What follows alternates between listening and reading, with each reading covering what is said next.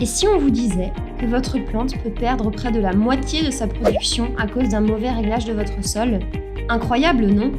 Votre plante va relarguer dans le sol, par les racines, le carbone créé lors de la photosynthèse. C'est à cause du potentiel redox de votre sol. Votre culture produit ainsi moins de biomasse et vos rendements diminuent. Mais alors, qu'est-ce que c'est le potentiel redox exactement? Le potentiel redox constitue la 4e dimension de la fertilité du sol, avec les dimensions physiques, chimiques et biologiques. Il impacte directement le développement de la plante et votre rendement. Lorsqu'on parle de potentiel redox du sol, on parle de la possibilité d'avoir des échanges d'électrons entre molécules. Les échanges permettent aux éléments nutritifs du sol de passer d'un état à un autre. S'il y a trop d'échanges, ou pas assez, les éléments sont moins biodisponibles pour la plante et la fertilité du sol est donc diminuée. Ce paramètre se mesure en millivolts. Comme un courant électrique, pour être optimal, le potentiel redox doit être régulier et ne pas dépasser certaines valeurs. Un bon potentiel redox se situe entre 350 et 450 millivolts. Un sol avec un potentiel redox trop élevé est dit oxydé. Et, pour une valeur trop basse, on dit que le sol est réduit.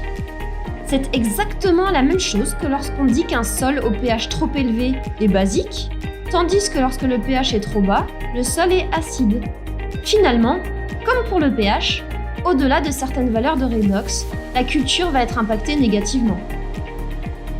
Mais alors, quels sont les effets concrets du redox sur mes cultures et sur mon sol? Si votre potentiel redox est mauvais, la nutrition et le rendement de votre culture sont diminués pour 3 grandes raisons. Premièrement, dans le cas d'un potentiel redox défavorable, les nutriments du sol nécessaires au développement de votre plante seront plus ou moins accessibles, ils peuvent être en déficit ou en excès. C'est le cas du phosphore, du manganèse ou du fer par exemple.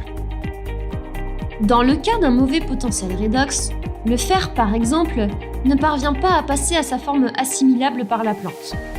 Il y a donc une carence, alors que l'élément chimique est bien présent dans le sol. Il est juste bloqué. Deuxièmement, un mauvais potentiel redox, plus particulièrement un sol oxydé, favorise l'apparition de maladies chez les plantes qui peuvent être causées par des virus, des bactéries, des champignons ou des insectes pathogènes. Troisièmement, afin de corriger les conséquences négatives liées à un mauvais potentiel redox, la plante relargue par ses racines vers le sol une partie du carbone issu de sa photosynthèse. Mais, bien sûr, c'est au détriment de sa croissance. Rendez-vous compte, elle peut relarguer dans le sol 40% de son carbone, de sa matière, voire parfois même plus. Il ne lui reste alors plus que 60% pour sa croissance. Par contre, si votre culture évolue sur un sol au bon potentiel redox, elle conservera son carbone photosynthétique pour sa croissance et en relarguera très peu dans le sol. La plupart des sols européens sont très oxydés. En corrigeant ce paramètre, nous pourrions atteindre de bien meilleurs rendements. Comment pouvez-vous travailler le redox de vos sols pour éviter tous ces effets néfastes? Pour commencer, la structure et la composition du sol définissent son potentiel redox. Un sol avec suffisamment d'argile et d'humus aura un meilleur potentiel redox. Si vous avez un bon apport en matière organique, vous êtes déjà sur la bonne voie. Il existe aussi d'autres solutions. Timac Agro vous permet d'approcher votre optimum pH redox et d'avoir une meilleure croissance et un meilleur rendement des cultures grâce à une meilleure allocation du carbone.